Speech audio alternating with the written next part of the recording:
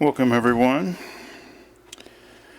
Tonight I'll be reading some selections from a book of poetry I wrote probably 15 years ago, at least.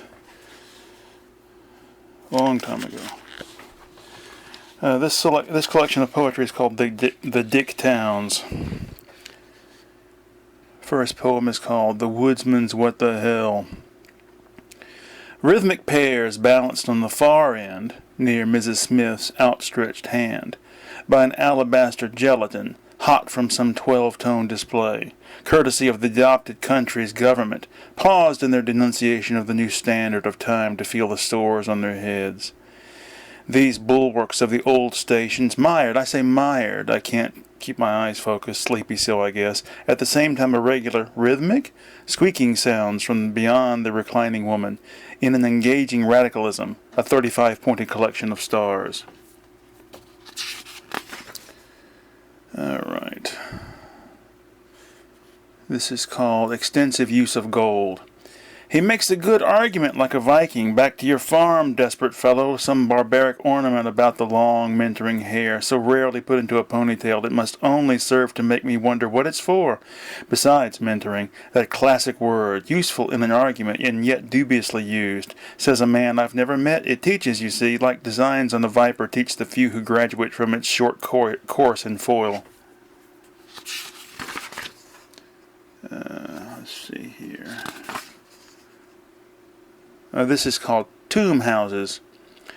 Row upon row, fighting upwards like, with all its collective textile imagery, the individuated one-time things are prepared for interconnectivity by an artisan in the service of that embattled consciousness, which, if the dramatic elements that prop it up half so legible, needless would remain the destiny penciled on the front door.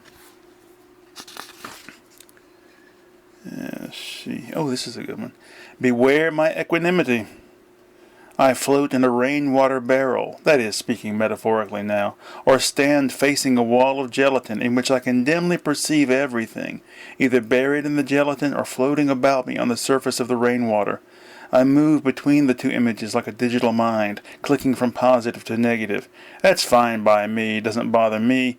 One view is historical, the other current.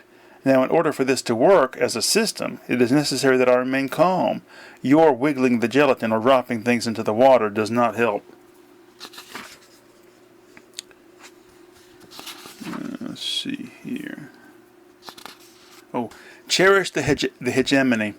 Racks of newborn cats in attractive packaging, each plastic hothouse egg emblazoned with the stylized grammarian so long associated with the Grossman concern. These eggs, or cats as you prefer, sit unsold and unsealed after nearly a week of frenzied, depraved advertisements, each one attractively packaged.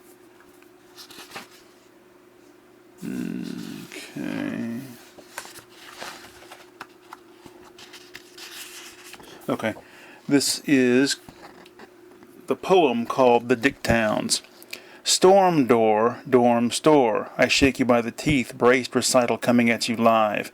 Wedge foot, fudge wood. I grunt knowing that the next anchoring obsession is on the way. Book stack, stork black. I am waiting like some misaligned relative at the church. Town dick, down tick. I have painted my appendage red and my dependents green. Alright.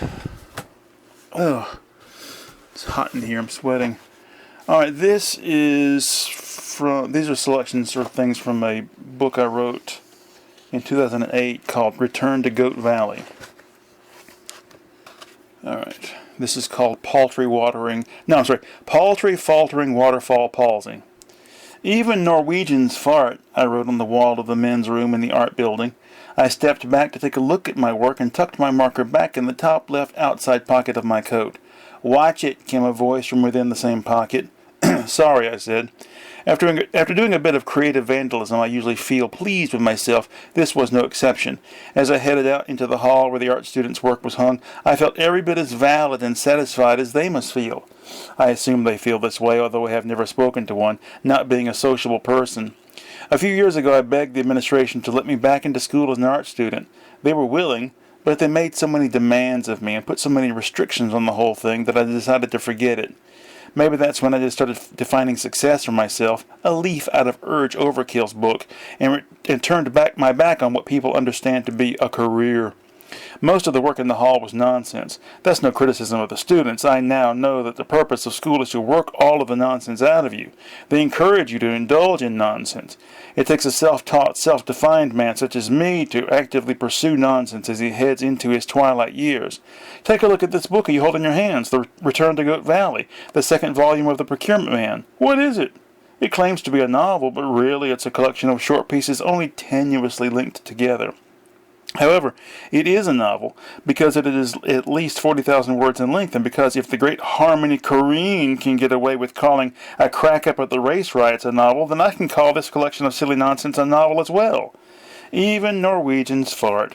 I have great respect for the Scandinavians. Is Finland really part of Scandinavia? I don't know, but I have great respect for them as well. I lump them into the same vague conceptual category as the Swedes, the Norwegians, and the Danes. Intelligent, liberal people. I bet they'd have no problem embracing me and my work. I'd like to move there and wallow in self-indulgence.